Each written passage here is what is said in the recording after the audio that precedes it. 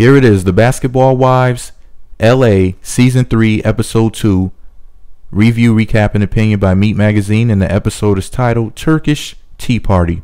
The episode starts out with that fine-ass Draya, and she's meeting up with Malaysia, who is an actual basketball wife. Who would have thunk it? She's married to Generio Pargo, whoever he is. Anyway, they sit down to have a chat about Jackie's recent event, which aired in episode 1, and the women were yelling at each other like the uncivilized whores that they are. Anyway, the catty but cute little tragic mulatto Draya calls British the, quote, chubby girl.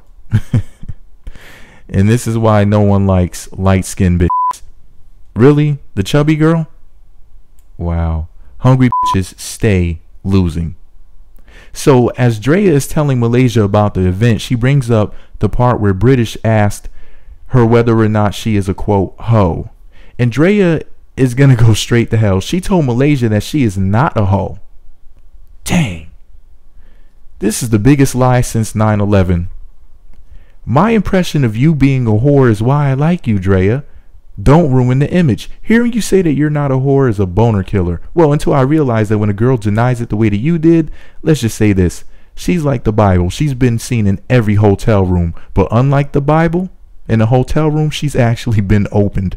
Anyway, Draya warns Malaysia that Jackie is a sneaky trick that needs to be looked out for, because now she has these new recruits in this little group. She said that Jackie's new gang is called the Jackets because they wear jackets, even in deserts. So Draya and Malaysia might need to form Holtron.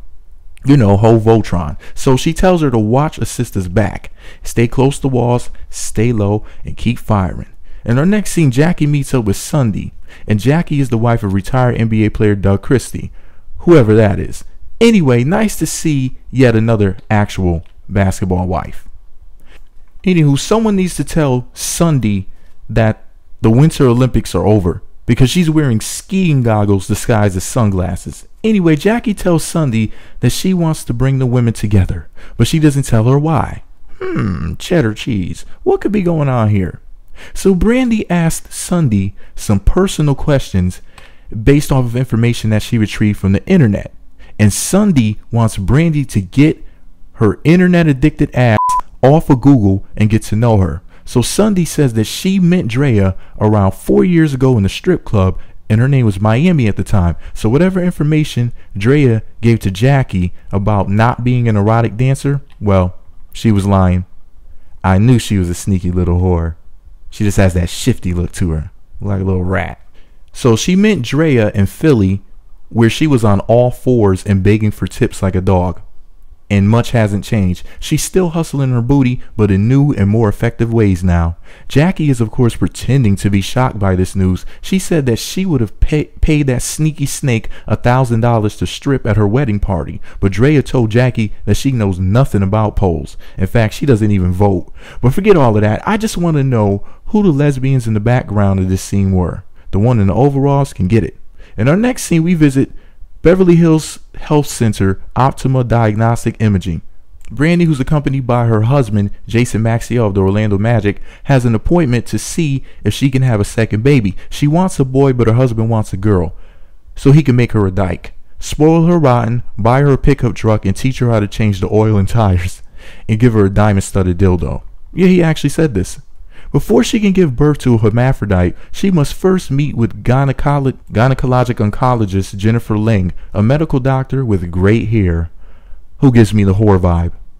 Anyway, that scary looking doctor lets Malaysia know that the bad news is the tumor marker is notoriously unreliable. In other words, their technology sucks and she's gonna die. No, I'm kidding. She's fine for now, and the risk of occurrence for tumors is so incredibly low right now. So she told her don't stress about the thought of getting pregnant with tumors all up in her gut and the baby comes out looking like it's covered with oatmeal. Then she told her that the only thing that she has to worry about health-wise is her big dick black husband beating her guts to goo. After Malaysia gets the clearance from the IVF doctor that she's going to go see, Jason can start busting all kinds of nuts up in her again.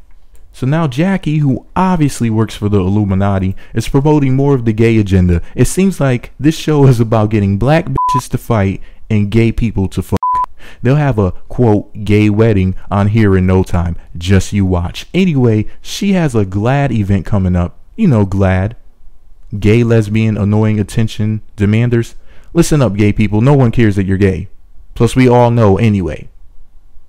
There are real problems in the world, but I'll say that for another video. So Jackie and her gang, the Jackets, are scouting an expensive hotel to see whether or not it's a good place to have a gay Roman orgy. But forget all of that. I just want to know why Jackie, during her interview confessionals, is dressed like an Amish Mormon. Is it Basketball Wives? Is it Sister Wives? Or is this Little House on the Prairie? Just asking. So Brandi, Arian, and Malaysia show up, and after some ugly ass white woman named Misty Mansouri, who looks like a man, shows the chicks the place, they sit down outside because they're black. And Arian is still talking about Draya screwing her ex. She claims that her relationship with him is, quote, complicated at this point, which means that they're fucking, and she caught feelings. Anyway, Jackie informs the Jackets that they will be helping her with the event whether they like it or not. And the work that she is given to them is assigned as follows. Malaysia is to do the food because she's anorexic, so she can trust that she won't eat it all up like the greedy heifers next to her would. She puts Brandi on gift bags because she's the only whore that doesn't steal, and Arian on invites because, like the equator, her pussy has been around the world twice. So she knows everybody and their mama and their dog and the fish. In other words, the Jackets will do the work while Jackie kicks back and takes all of the credit. She's using them the same way that she's using the gays. She should marry Todd from Real Housewives of Atlanta. Opportunist. Now, Sundy is out with her daughter Deja and her son Derek, and Deja is already annoying me by her appearance alone. You can tell that she's a problem child just by that retarded Willow Smith looking haircut. It's a ponytail on the top and it's shaved on the side. She's destined to be a film musician. Black Miley Cyrus in the making right there. Just you watch. Come to find out, Deja ran away from home and was going around suckling the penis. Like mother, like daughter. Oh well, Sundy is very young so she can try again. Sundy is obviously a basic bitch of a mother because she tried the weakest of psychological manipulation techniques on her daughter's mind. She says to her in so many words, when shit hits the fan, who are you gonna call? I thought she was gonna say Ghostbusters, but she ruined a perfectly set up joke and lied when she told her mother, quote, I'll call you. You know, because this is TV and a whore like Sundy needs to have her Cosby moment. Deja couldn't handle it working the stroll, so she called Mommy Dearest, and now she's back at the crib eating up her cereal. Sundy is waiting for the right argument to kick her out. In the next scene, Jackie meets up with British to go shopping at Modani. British and Jackie feel that Brandi is a troublemaker, and British said that Brandi is outdated, played out, corny, and her weave is whack. Oh, and her pussy stinks too. British is going to throw a Turkish tea party, a perfect excuse for her fat ass to eat. And even though she doesn't really like Brandi, she is reluctantly inviting her to her house, regardless of the fact that she expects trouble with her. But there's a roof there, so she might just, kick her in the back. In our next scene, Draya and Jackie are meeting up and going for a walk, and Draya is really not feeling the new friends, aka the Jackets. Her plan is to sit back, watch the fireworks happen, and let the other bitches crash and burn while she makes s'mores and roast weenies on the flames. Draya is a thinking whore. She is nearly 30 and ready to stop her whorish ways temporarily, snag a rich man, and rob him later in divorce court. Jackie acts like she is surprised that Draya is pretending to be in love on TV and looking to learn how to settle down with one man. And Draya brings up a great point. If Jackie is on her third husband and the third time was a charm for her, then of course it can happen for a cute little thing in her prime like Draya, who happens to know how to play the game, lie, manipulate, cheat, and steal. As a matter of fact, I'm not even going to call her Draya for the rest of this review. I'm going to call her Playa. So Playa feels like a brand new bitch. Her skirts are long, she's wearing panties, and she doesn't fuck raw at the moment. But the condoms are about to come off. She has like a 3-year or less countdown until she announces a pregnancy. She's determined to get this man's money. She is a seasoned gold digger, and it's about to go down. We're meeting up with Brandi and Jason again, and she needs to see the IVF now to make sure that she'll be able to have some bad kids. So they meet up with fertility specialist Mark Suri, who looks more like a serial killer than a doctor. Well, then again, if he's a doctor, yeah, I'll stop right there. I don't need to get hit with slander suit. Anyway, Brandi once had ovarian cancer, or spotted eggs as I call it, and the doctor has some testing to do to make sure that she's okay down there, and it looks like her ovaries weren't producing enough tissue, but she will most likely be able to have more children. However, the doctor seems more concerned with her husband at this time and his sperm. The doctor wants to play with Jason's balls. He wants to make good and sure that the nuts are pumping out the man milk just right. I bet $10 that when he provides the sperm sample, that doctor takes a sip. I hope there's cameras up in there. Now, Playa and Jackie are meeting up, and they've both been invited to British's rooftop hoedown. Extra emphasis on the word hoe. Jackie feels that British should apologize to Playa, even if she is annoying. But we know that that won't happen. Anyway, Playa feels like this may be a setup, but she's going to bring her taser, a bat, and a Snoop Dogg CD to listen to on the way. She will be prepared for that, bitch. In our next scene, we're at the Turkish party. British's boyfriend, come to find out, has been to a shitload of European places to play blackball.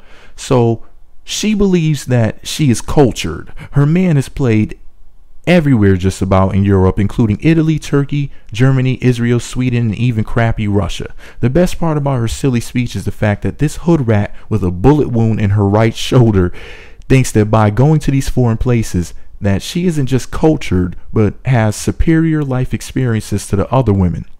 But in reality, over there in those foreign places, those people know that their culture is a joke. Just look at the water in Sochi in Russia. As a matter of fact, since Jackie is a homo's best friend, British needs to ask Jackie what she thinks about Russia and the way that they've been kicking the gays in the ass. Dumb bitch. Anyway, as I expected, she had a bunch of pastry out like these fat girls need more starch. Hell nah. And why did this fat ass dare to show her midriff like this? When she turned around to walk away, her body had more rolls than an Eddie Murphy movie. British needs to change her name to Shit because she's shaped like shit, lumpy and funky. Damn, that's like two of the dwarfs that gangbang Snow White, lumpy and funky, right? Anyway, so the other whores show up and park it, all except Malaysia and Brandi. And when Playa arrived, cheddar cheese, she looked like absolute divine perfection. And the other girls were hating, especially that washed up Sundy. I'ma call her Sudsy. Malaysia and Brandi show up and start greeting the other girls before they could say hello to British. And that's British with 2 T's. Anyway, it's her house and they didn't say hi to her first, so she feels shaded. In her mind, this was about as big of a fail as her mother at a spelling bee. So British with 2 T's does not want to give Playa an apology. In the story, Brandi asks British, how the hell is it not okay to ask Sudsy about her daughter kissing the penis, but it's okay to ask Playa, the pony, about how many men have saddled up on that ass? Sudsy cuts Brandi off and starts asking her about her Googling her name. Then shit hits the fan when she accused Brandi of being a stalker. Sudsy is a complete idiot. She is an airhead. She's attempting to put off the fact that she's a terrible mother. This bird is attempting to deflect the heat from thousands upon thousands upon thousands of people who were laughing at her daughter kissing cocks on the internet by slandering Brandi's name by calling her a stalker. British lets Brandi know that from the moment that they met, she just knew that she was one of those bitches that she wouldn't like. Kind of like hate at first sight. You know how some people have soulmates? Well, I guess that these two are soul enemies. Brandi tells British that she's insecure because she's fatter than Raven-Symoné before she lost the weight, and she looks like a poor version of Nicki Minaj. And according to British, or Shish, Brandi is the insecure one because she is walking around with elegant tattooed on her back in Chinese or Japan. In other words, Nicki Manure over here doesn't know that they speak Japanese in Japan. But what do you expect from a woman whose mother spells British with 2 T's and Earth with an I? So British tells Brandi that she can take her nigga if she wanted him. She sounded just like a slave owner saying that. I can take your nigga if I want him. Come on now. Incorrect. Jason doesn't do fat bitches. And Brandi told her that all she can take is a spotted ovarian cancer ridden egg in her fat mouth. So Sudsy and Brandi get up to leave, and after some more shit talking, British hops up and takes her shoes off. She must have had stilts on underneath her skirt because she was as tall as Naomi Campbell, and when she took her heels off, she was shorter than Snooki. And Lord Jesus, even though they came close to pumping fists like the Jersey Shore, they thankfully didn't fight physically. Thank you, White Jesus. Thank you. And that was pretty much it. See you soon for the next review, and don't forget to comment below and subscribe to my YouTube channel for more celebrity news, reviews, recaps, and opinions. And if you like it, share the video on Facebook, Twitter, Google+, MySpace, or toucans with a string in the middle. In other words, tell a fucking friend.